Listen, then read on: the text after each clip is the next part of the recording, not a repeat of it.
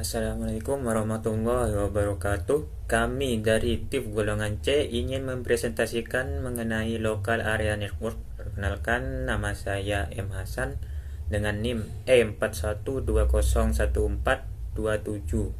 Perkenalkan, nama saya Widya Oktavia Lanuria dengan NIM E41201781. Perkenalkan, nama saya Muhammad Eldiat Sabra Pratama dengan NIM E41202151. Perkenalkan, nama saya Dania Putri Mindarti dengan NIM E41201549. Perkenalkan, nama saya Andi Wicaksono Nugroho dari TIF golongan C dengan NIM E41201570. Perkenalkan, nama saya Novita Bening Widyastuti dengan NIM E41201544. Perkenalkan, nama saya Muhammad Igo Putra Mayabadi, NIM E41201640. Perkenalkan, nama saya Ayunda Kusuma Wardani dengan NIM E41201809. Assalamualaikum warahmatullahi wabarakatuh. Salam sejahtera bagi kita semua. Saya di sini dengan nama Muhammad Rilan Sabra Pratama dengan NIM E41202151 akan mempresentasikan materi tentang LAN dan mendapatkan bagian yaitu pengertian. Oke, kita mulai saja.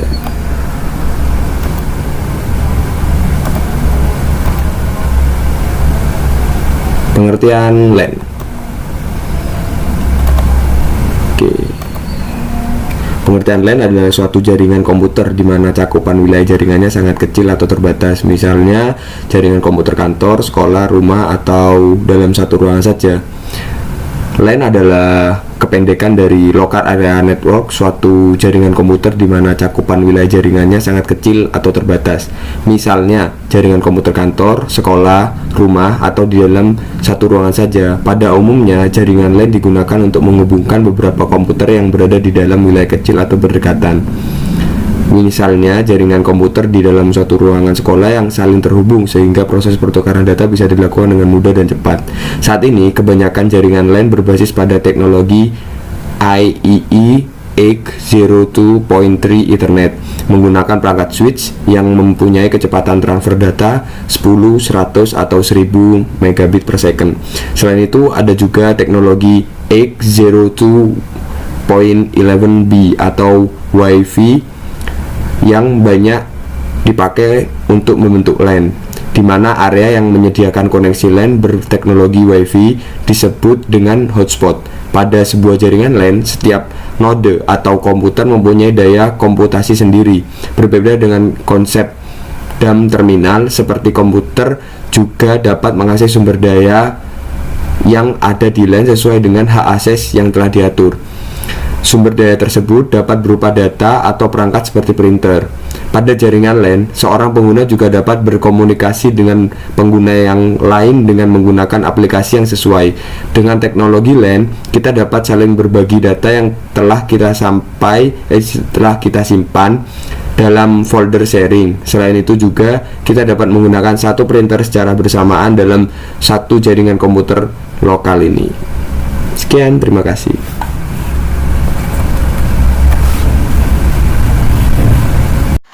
Baik, di sini saya akan menjelaskan tentang karakteristik LAN. Yang pertama, jangkauan atau ruang lingkup yang lebih sempit. Maksudnya adalah LAN ada di ruang lingkup geografi yang sempit seperti kantor, rumah, kafe, atau sekolah. Yang kedua, kecepatan transfer data yang lebih tinggi. Maksudnya adalah LAN mempunyai kecepatan transfer data yang tinggi karena daerah cakupan dari LAN sendiri dalam lingkup yang sempit, sehingga data akan lebih cepat ditransmisikan. Yang ketiga, dapat berfungsi dengan baik walaupun tanpa akses internet. Tidak hanya selalu harus terhubung ke internet untuk menggunakan jaringan LAN, karena di jaringan LAN, kita juga bisa memanfaatkannya walaupun tanpa koneksi internet, misalnya untuk sharing data ataupun sharing file menggunakan jaringan lokal.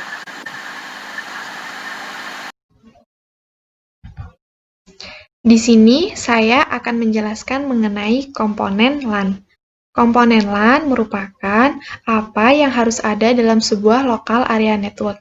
Yang pertama, yaitu workstation. Workstation ini adalah host atau node yang berupa suatu sistem komputer.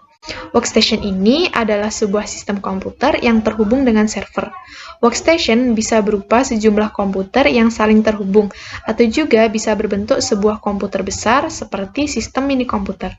Workstation yang berupa sejumlah komputer terkadang disebut dengan klien.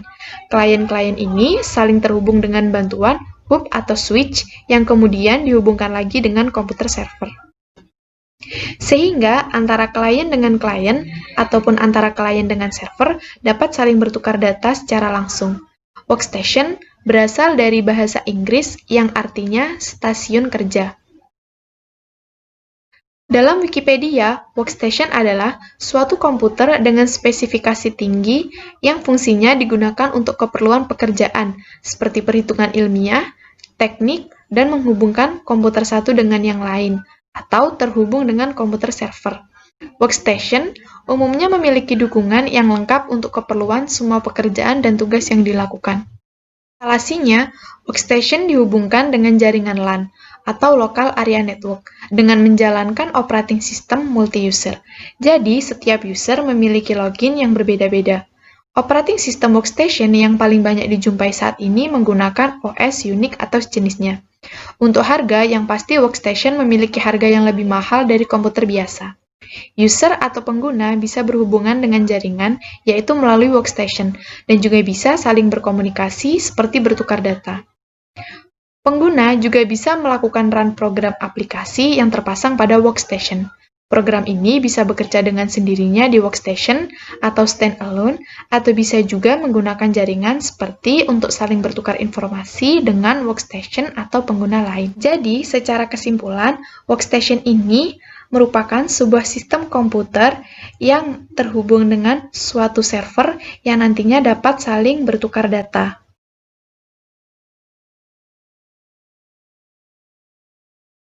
Kemudian selanjutnya ada server.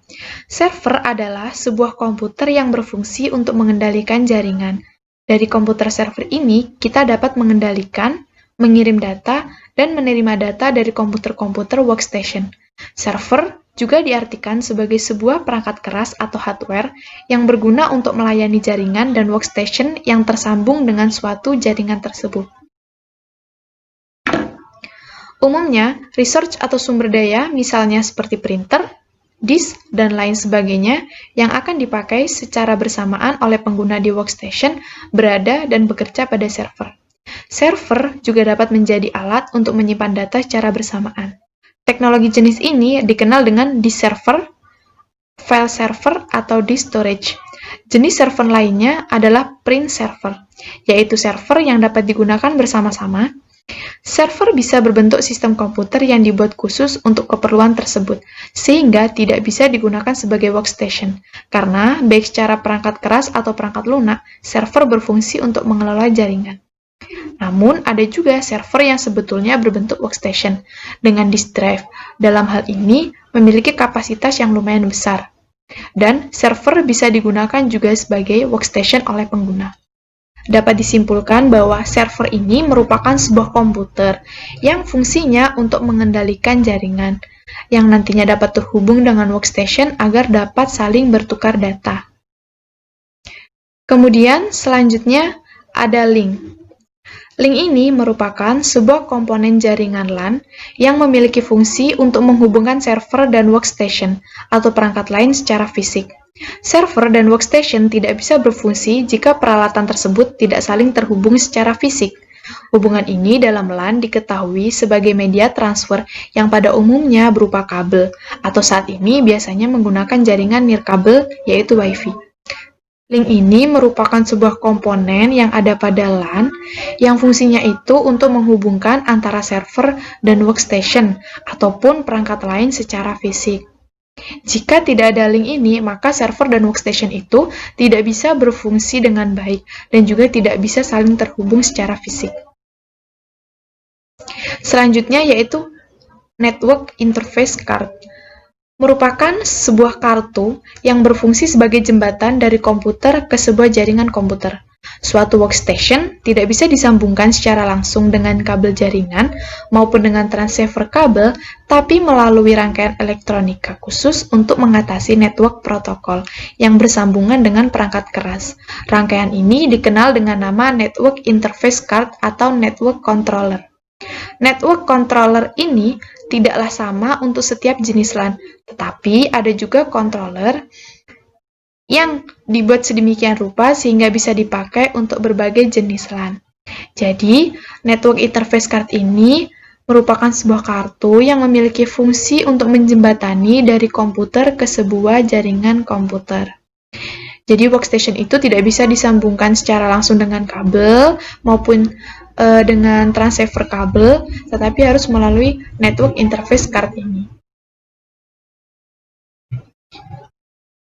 Kemudian yang terakhir yaitu network software. Network software ini merupakan sebuah perangkat lunak yang dipakai untuk mengoperasikan jaringan LAN agar bisa berfungsi dengan sebagaimana mestinya. Software ini sangatlah penting dan mutlak karena tanpa software jaringan itu tidak akan bisa berfungsi, sehingga server dan workstation tidak bisa bekerja dengan sebagaimana yang diinginkan.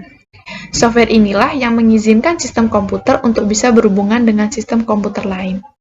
Jadi, network software ini adalah sebuah perangkat lunak yang dipakai untuk mengoperasikan sebuah jaringan LAN, sehingga dapat berfungsi dengan baik.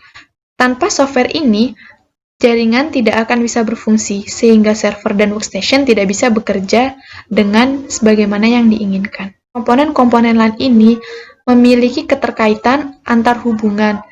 Jadi, setiap komponen LAN ini saling terhubung dengan komponen yang lain atau saling membutuhkan, seperti workstation. Workstation ini membutuhkan sebuah server agar bisa bertukar data. Dan tanpa adanya link, mereka tidak bisa bertukar data atau bertukar informasi.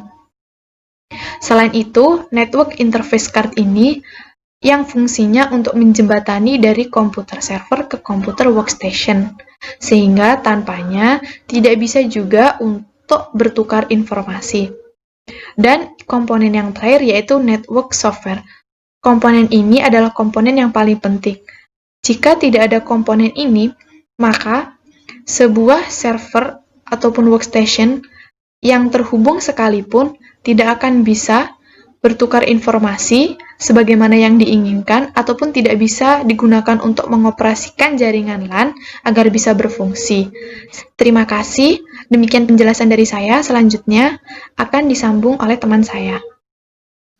Selanjutnya, fungsi LAN. Sesuai dengan pengertian LAN yang dijelaskan sebelumnya, adapun tujuan LAN adalah sebagai berikut.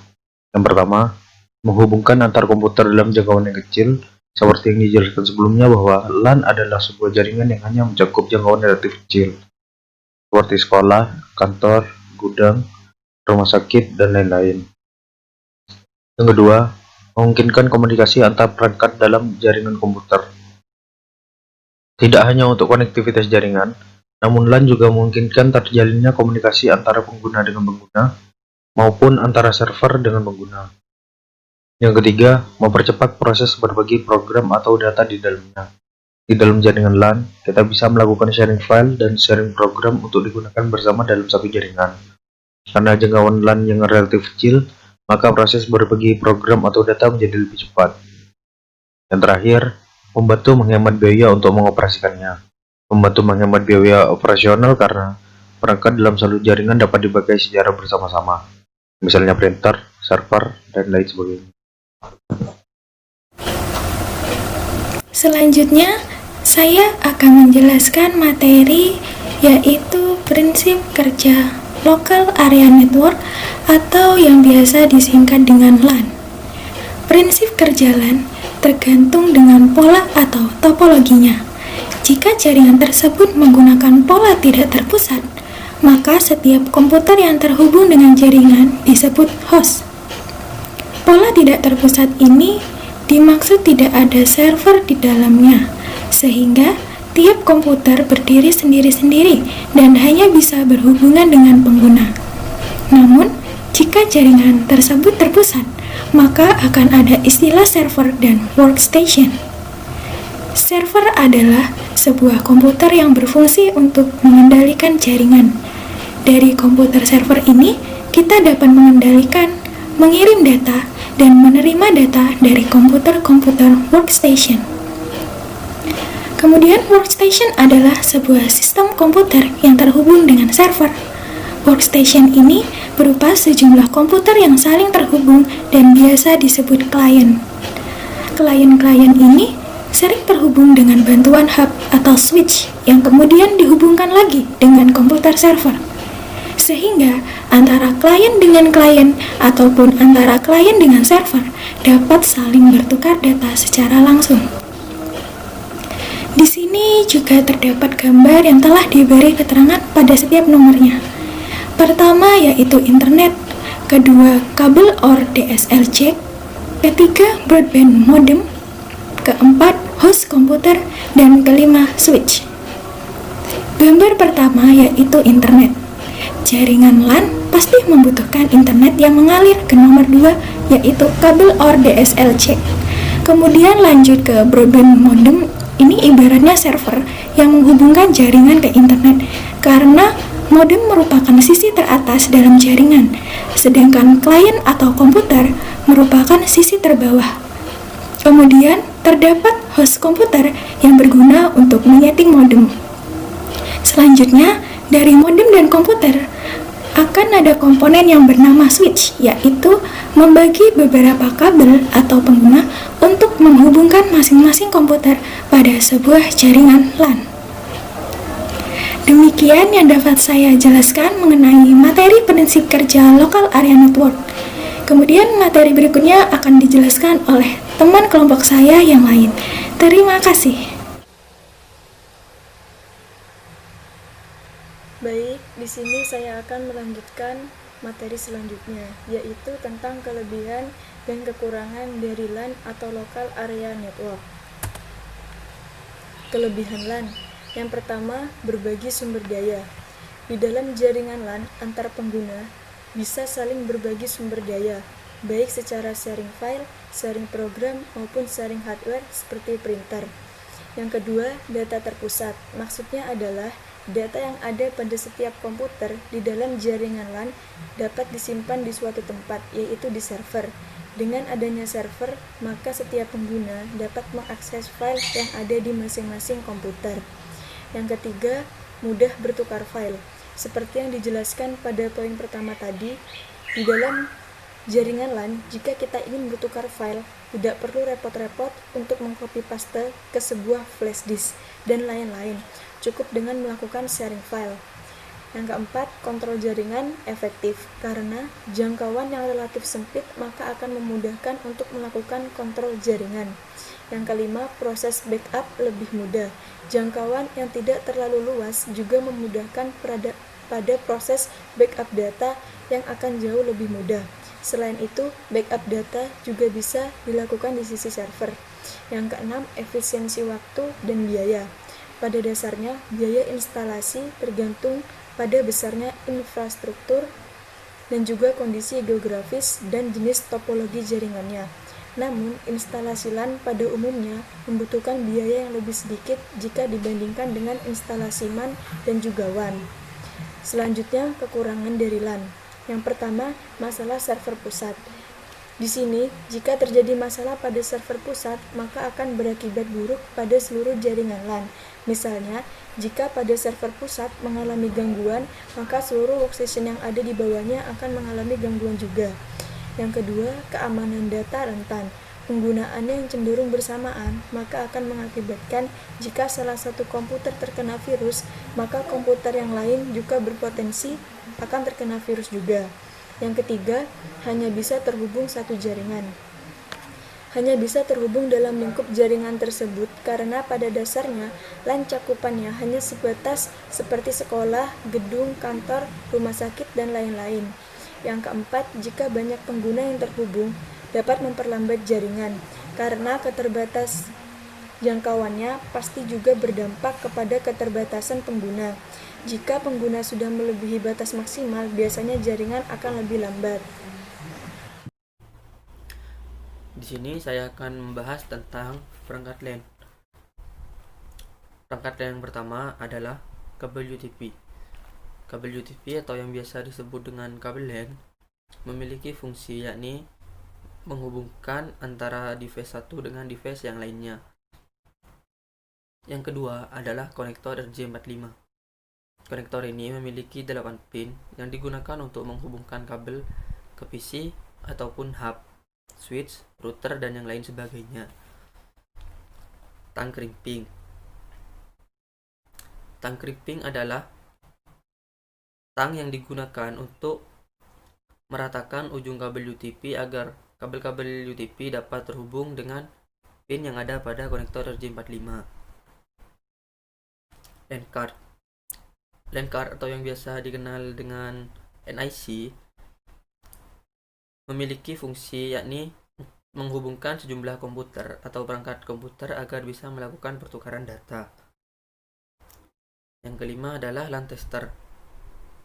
LAN tester ini adalah alat yang digunakan untuk menguji kabel UTP yang telah di-crimping ke konektor RJ45.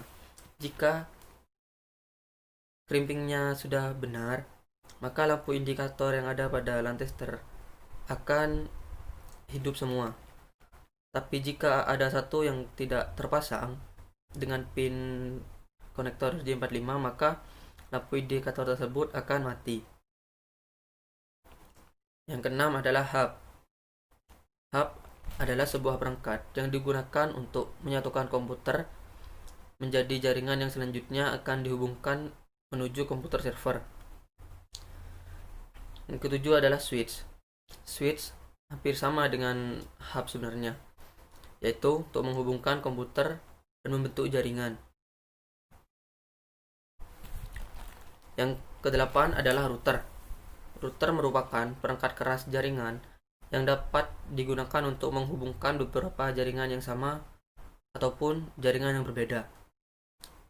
Router sendiri adalah alat untuk mengirimkan paket data melalui jaringan atau internet untuk dapat menuju tujuannya, yang biasa disebut proses routing. Baik, di sini saya akan menjelaskan materi terakhir, yaitu tentang topologi atau topologi LAN. Topologi itu sendiri adalah suatu hal atau konsep yang menjelaskan hubungan geometris antara unsur-unsur dasar penyusun jaringan local area network seperti node, link, station, workstation, atau server. Langsung saja. Nah, di sini saya akan menjelaskan tentang jenis-jenis dari topologi itu sendiri, yaitu adalah topologi untuk jaringan LAN. Yang pertama adalah topologi mesh. Topologi mesh adalah topologi yang memiliki banyak komputer. Topologi mesh ini biasanya didefinisikan sebagai topologi yang jaringannya menghubungkan komputer secara point to point. Maksudnya point to point di sini adalah titik ke titik, jadi dari komputer satu ke komputer yang lain, begitu. Jadi semua komputer akan terhubung satu persatu tanpa ada yang terputus, seperti pada gambar nomor 1 itu kan topologi mesh itu digambarkan semua komputer itu terhubung melalui kabel, begitu.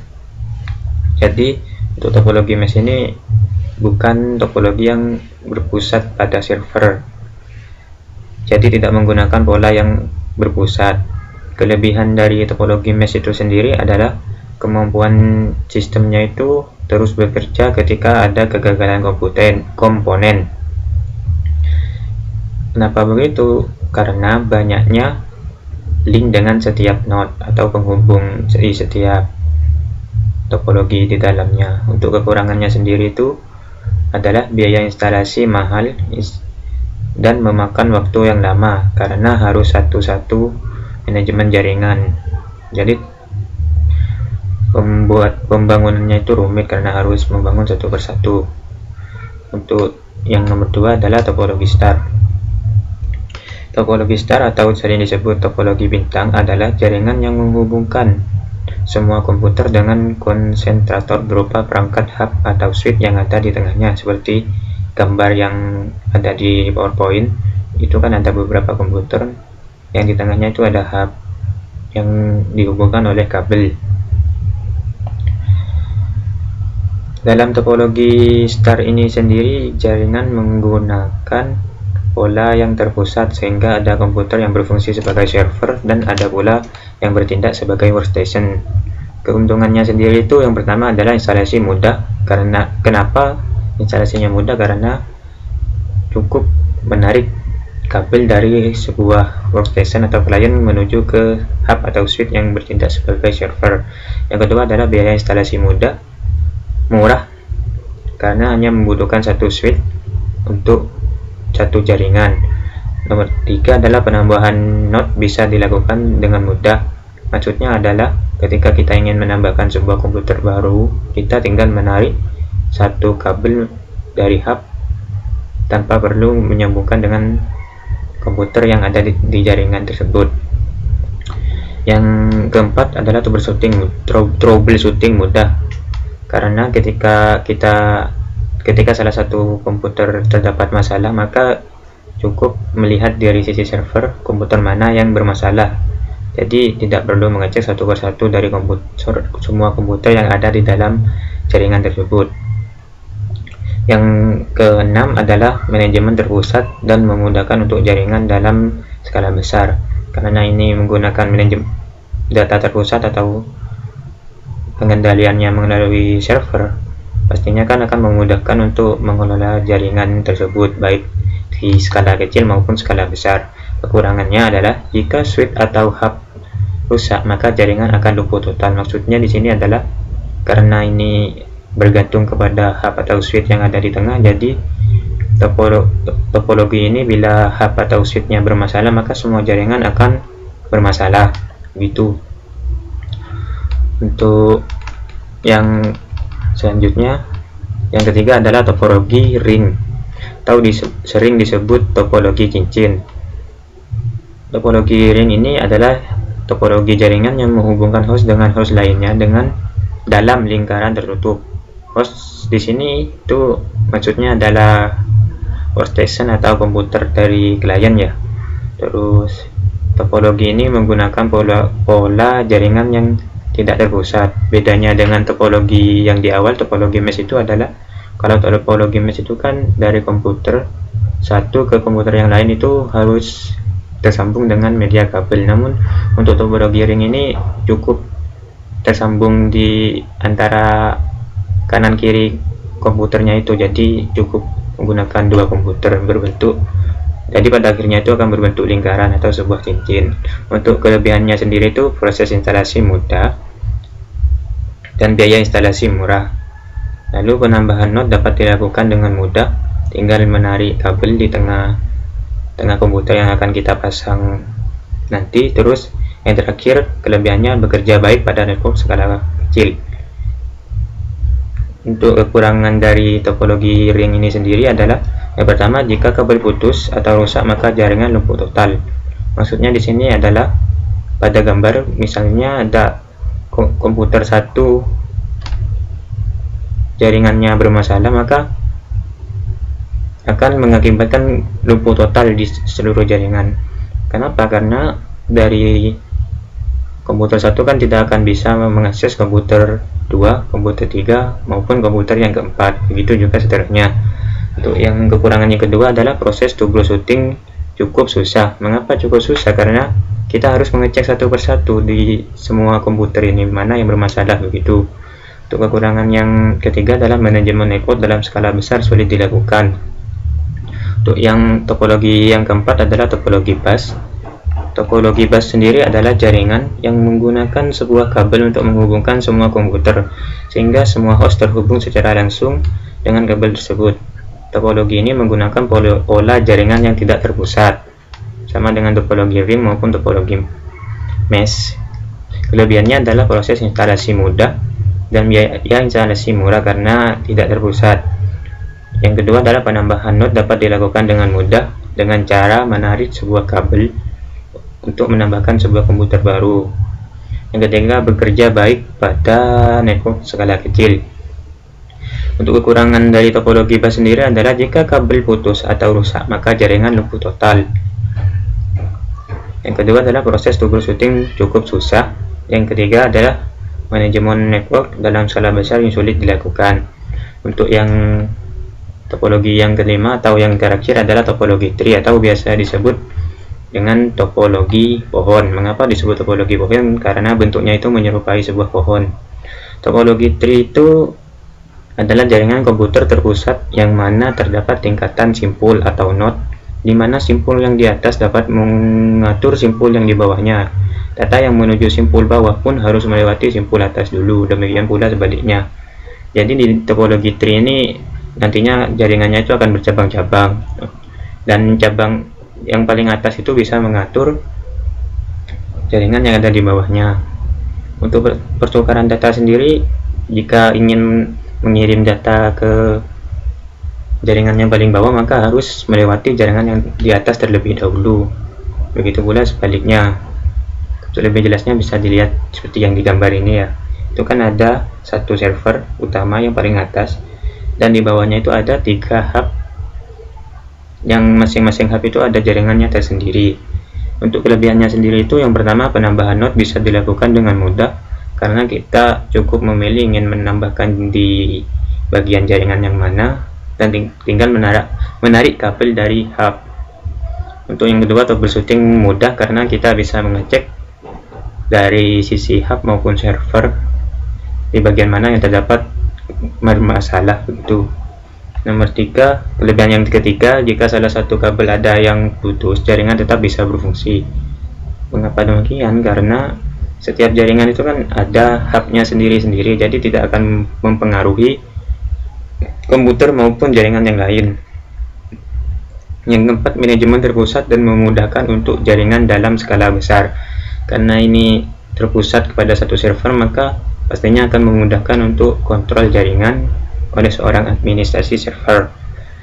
Yang kelima adalah dapat membentuk kelompok jaringan-jaringan tersendiri. Untuk kelebihan yang keenam adalah jika ada switch yang mati, maka jaringan yang mati hanya yang berada di switch tersebut.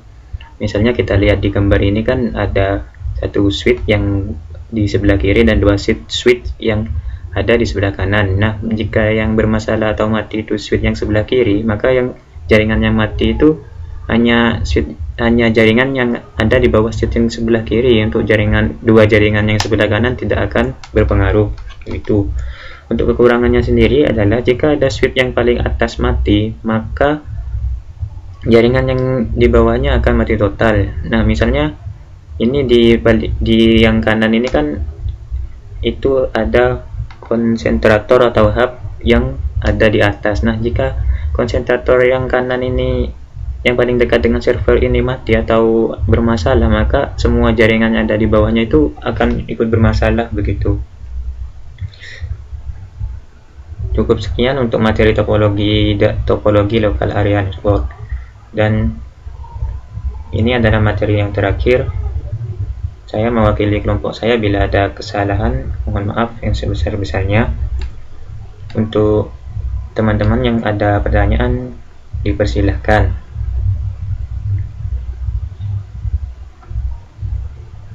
Saya ucapkan terima kasih atas perhatiannya. Sekali lagi saya mewakili teman-teman dari kelompok saya mengucapkan banyak-banyak maaf bila ada kesalahan baik dari tutur kata maupun kekurangan dari hal presentasi.